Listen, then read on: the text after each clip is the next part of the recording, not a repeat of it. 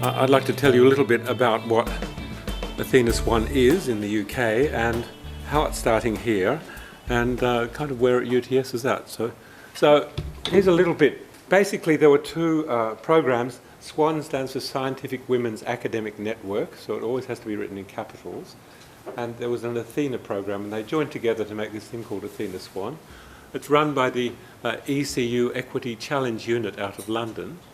And universities can apply to be registered as bronze, silver, or ideally gold, though I don't think there are any gold universities, but there are some gold departments. And then within that, the departments can also be registered. So and in fact, one of the medical councils recently said they wouldn't give any research funding to people who didn't have at least a bronze certification, and that made everybody sit up and take notice.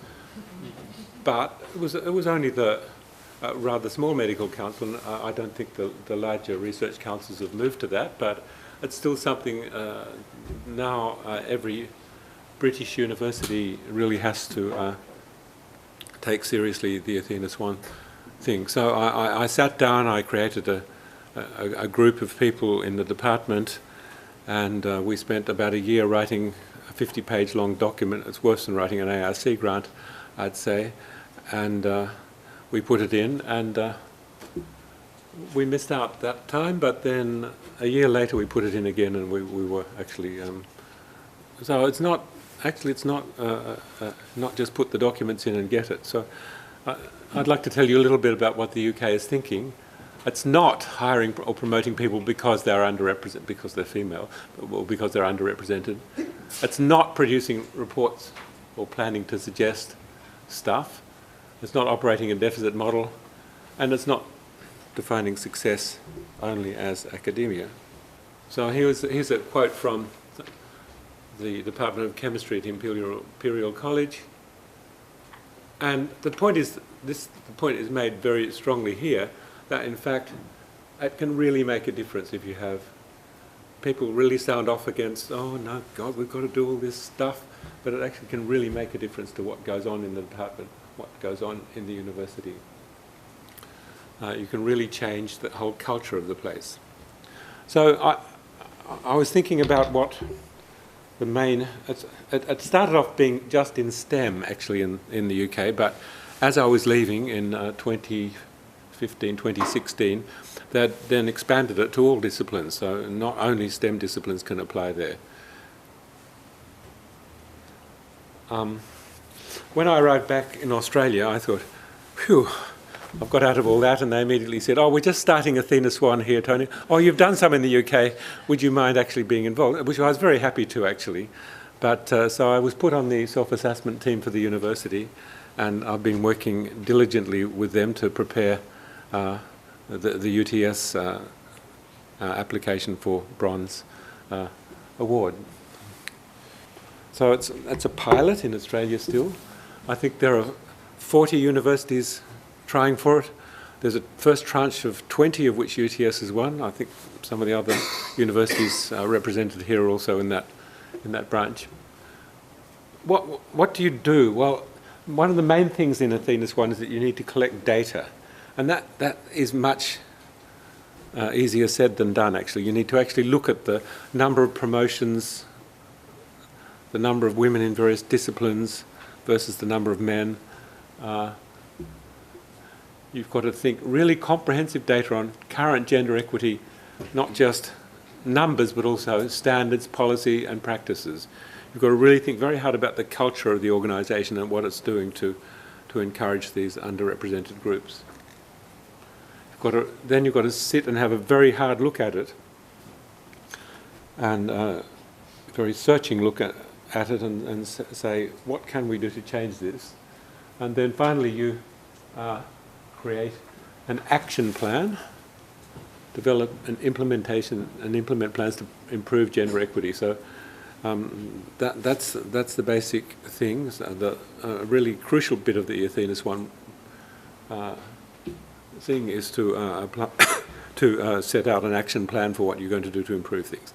So you don't have to have lots of lots of equality, you have to look at yourself and say, it's terrible, but this is what we're going to do to improve it.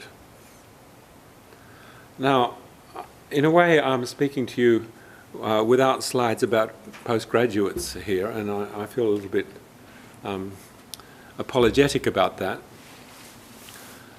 One of the key things in Athena Swan in the UK is key career transition points.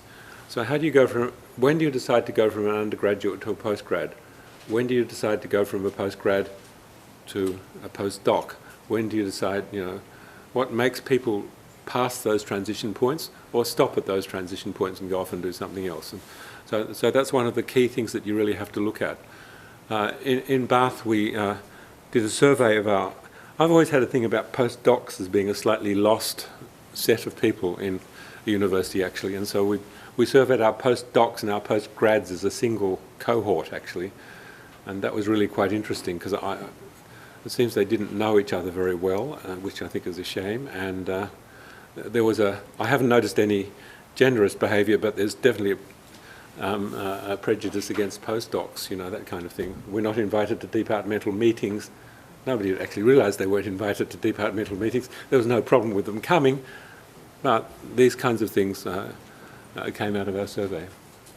So this is what UTS is currently engaged in this process, and I thought I'd tell you a bit, since we've got I was on the data collection committee and we've got some fantastic graphs which I'm going to whiz through for you. We've pretty much completed our faculty data reports. We've established equity and diversity committees in each faculty. We actually decided to chuck architecture in as part of STEM.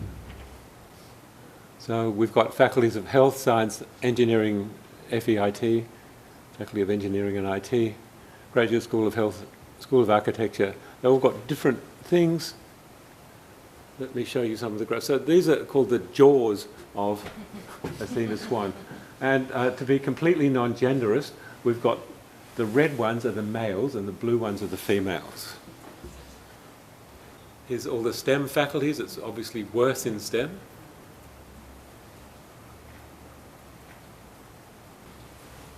There's Faculty of Health, Graduate School of Health. I'll just run these through so you can have a quick look. Architecture's interesting, isn't it?